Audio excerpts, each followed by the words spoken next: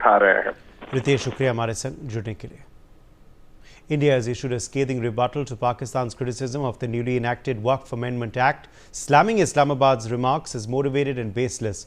The MEA said Pakistan has no locus standi to interfere in India's internal legislative matters and should instead reflect on its own dismal track record on minority rights. MEA Spokesperson Randhir Jaiswal said, "We strongly reject the motivated and baseless comments made by Pakistan on the Waqf Amendment Act," quote unquote. Well, this sharp rebuttal comes days after Pakistan's Foreign Office spokesperson Shafqat Ali Khan had condemned the changes in India's Waqf laws, alleging the legislation was an infringement on religious and economic rights of Indian Muslims. Aditya Vadavan is joining us for more on this story. Aditya, India has issued a stern rebuttal to Pakistan. Well, absolutely. India has issued a stern rebuttal to Pakistan and hit out at Pakistan,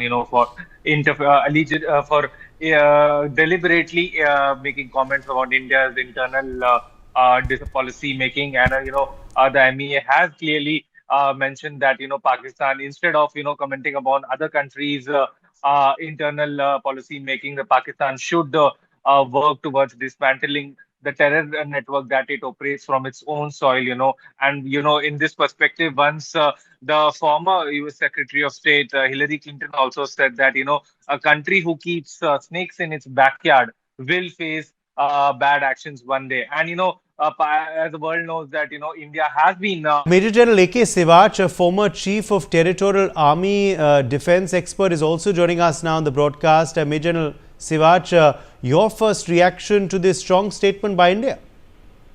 Very correct. That's a correct statement, because the point is very simple, that Pakistan has no local standard to comment on the comment which is passed by the spokesperson of Pakistan is motivated, and they must look into their own side. Their track record of looking after their minorities is very poor.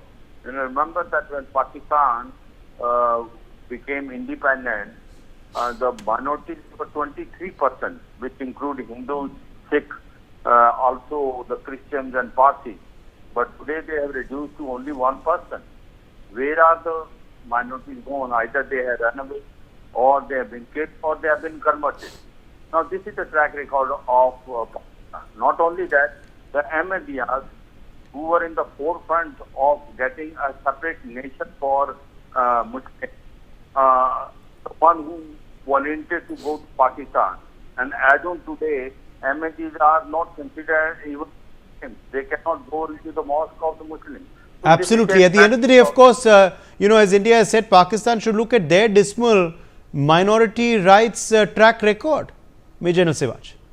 Absolutely. That's what I'm saying, that they are not looking after the basically the welfare of their own minorities. They are in them. There is area minorities, Shias and Sunnis, and they keep commenting on other countries. As far as Pakistan is concerned, Pakistan is an poor state. It is a political system, economic crisis, intriguing, and they have a comment on India.